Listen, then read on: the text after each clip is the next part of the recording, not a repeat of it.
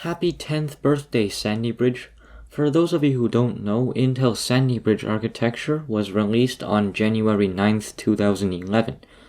Today is January 9th, 2021, meaning some of these CPUs like the i5-2500K and later the i7-2700K are celebrating their 10th birthdays. Here are some benchmarks to see how they perform after 10 years. To give these chips a best case scenario, they're paired with a GTX 1070 Ti and put on an ASUS Z77 Sabertooth motherboard. The i7-2700K was overclocked to 5 GHz all-core, and with single-core turbo up to 5.3 using 1.51 volts in the BIOS. The i5-2500K is overclocked to 5.1 all-core with single-core up to 5.4. The memory on both is 16 GB of DDR3 at 2133 with Titan timings, and to compare them, we used an 8700K at 4.8 GHz with DDR4 3600 RAM. In Cinebench R15, the 2700K scored 893 multi-core and 187 single-core.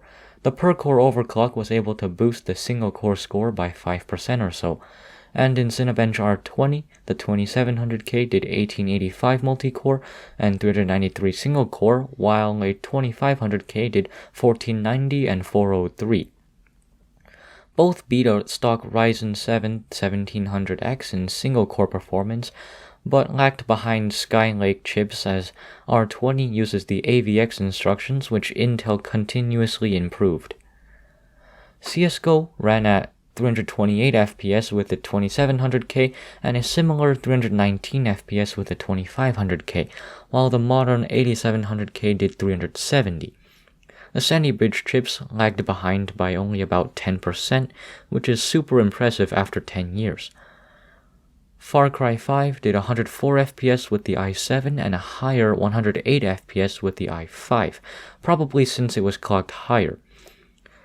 The 8700K did 115 FPS, so the difference between the three shouldn't be too noticeable with the FPS counter off. GTA 5 did 115 FPS with the Sandy Bridge i7 and 107 with the i5, but this time the 8th gen chip pulled ahead, doing 151 FPS. We can see the serious CPU bottleneck with the Sandy Bridge chips as the GPUs chilling with less than 50% usage. Now how about a recently released game, Cyberpunk 2077? At 1080p low, the 2700K did a solid 60 FPS, but the 2500K was a significant CPU bottleneck and only did 49 average with a lot of stuttering during collisions or autosave. The GPU is only sitting at 40%. The 8700K, on the other hand, didn't bottleneck and did 77 FPS average. Let's turn up the settings and see if we can eliminate bottlenecks. At 1080p medium, the 2700K did 56 FPS and the 2500K 48.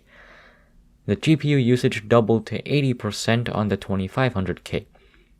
The 8700K did 61 FPS, barely beating the old Sandy Bridge i7 as the CPU bottleneck decreased. And finally, at 1080p high, the 2700K did 50 FPS and the 2500K 45. This time we can see the GPU maxing out on the 2700K and generally staying above 85% on the 2500K. And the 8700K did 50 FPS as well, meaning the 2700K didn't bottleneck the GPU in a game released 10 years later. This goes to show how much turning up graphics settings can help you against the CPU bottleneck.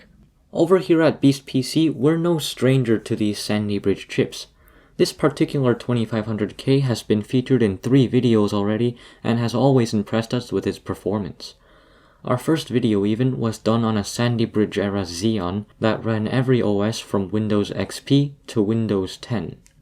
Some say that Sandy Bridge was the last time Intel did any meaningful innovation.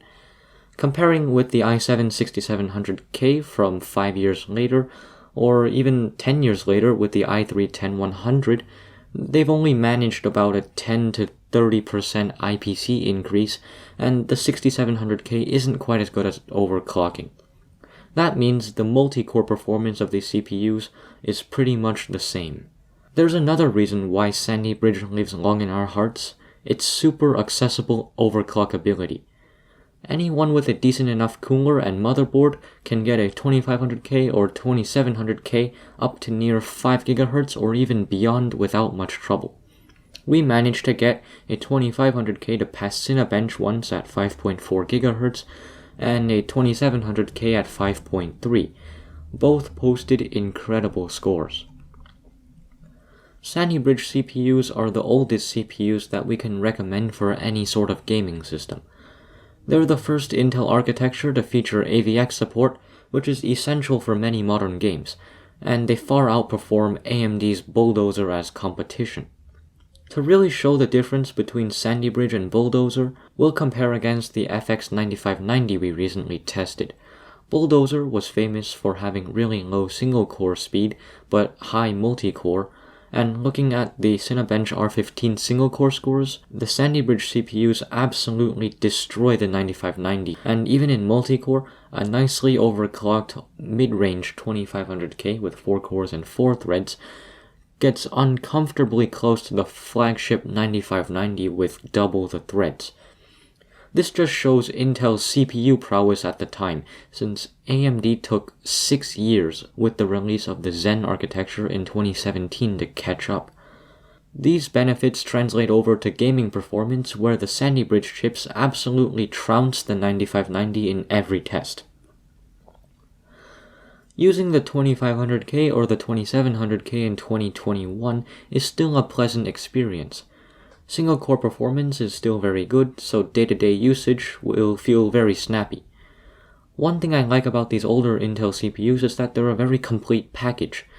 CPU performance is strong in every metric, and the memory controller is good, and the CPUs stay pretty cool because of the 32nm process, and the CPUs are soldered to the IHS.